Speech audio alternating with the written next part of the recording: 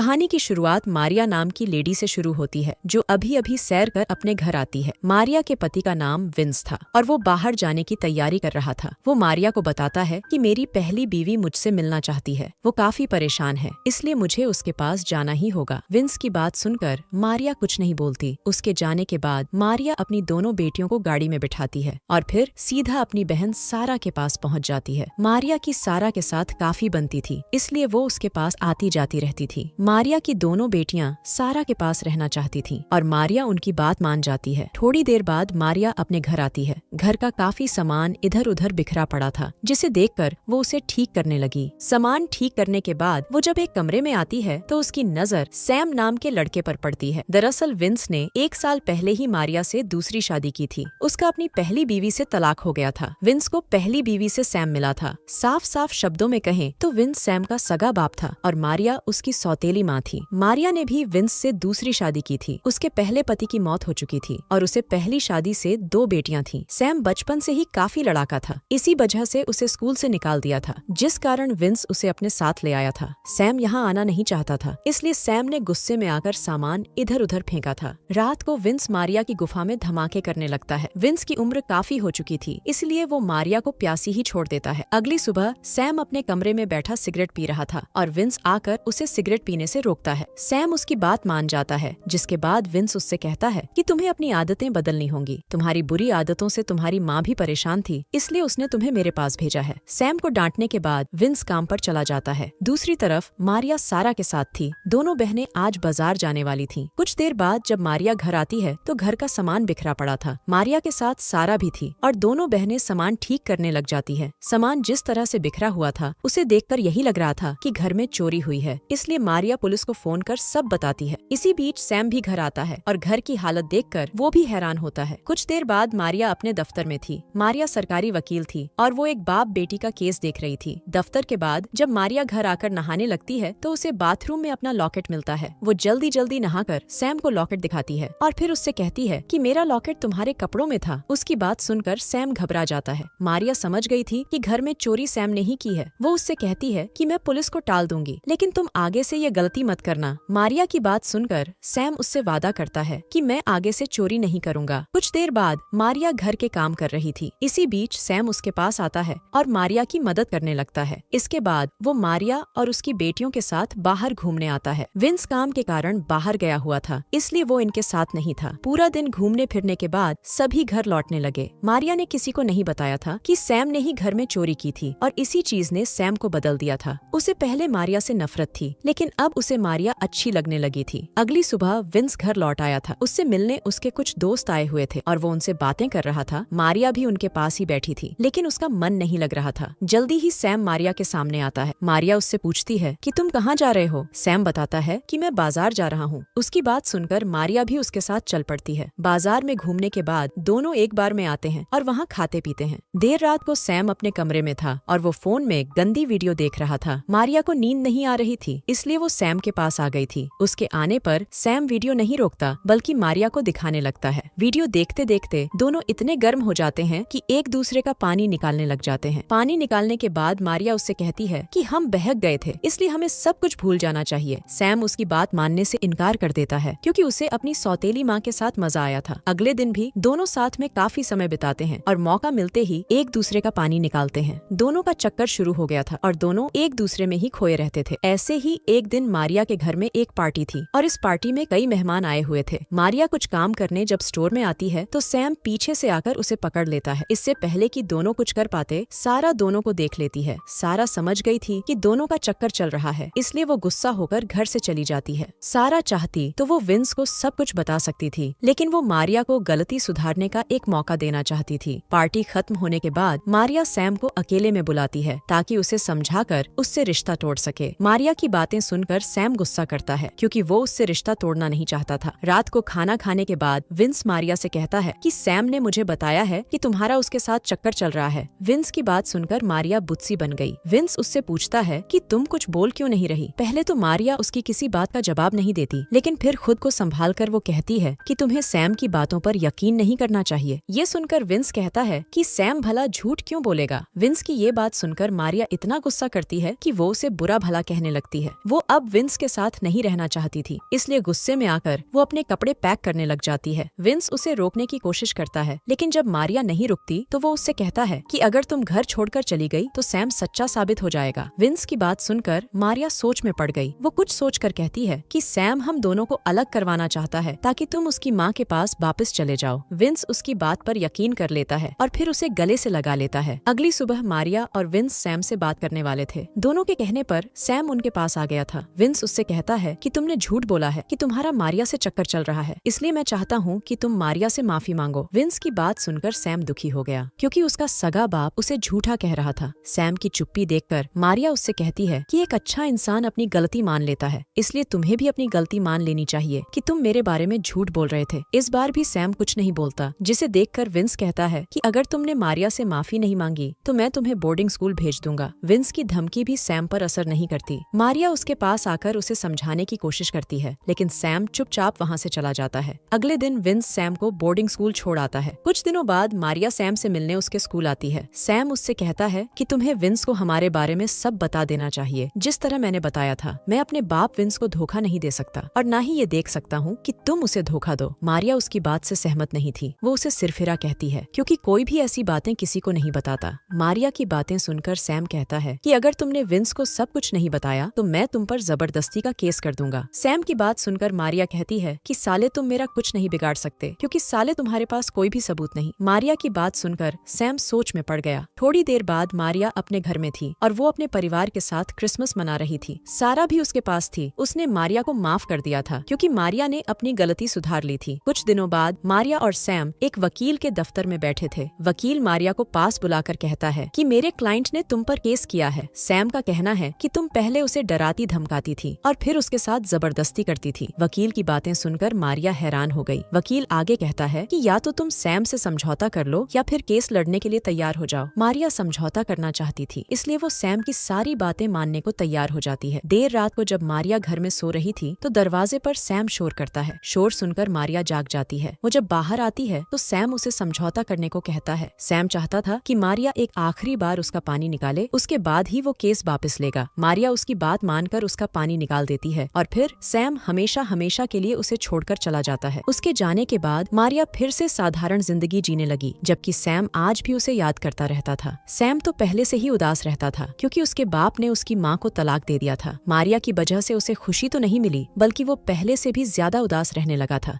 इसी के साथ इस कहानी का यही अंत हो जाता है। हमारी वीडियो देखने के लिए बहुत बहुत धन्यवाद। अगर आप ऐसी ही वीडियोस के दीवाने हैं तो प्लीज मेरे चैनल को जरूर सब्सक्राइब करें। मिलते हैं अगली वीडियो में, तब तक के लिए नमस्कार।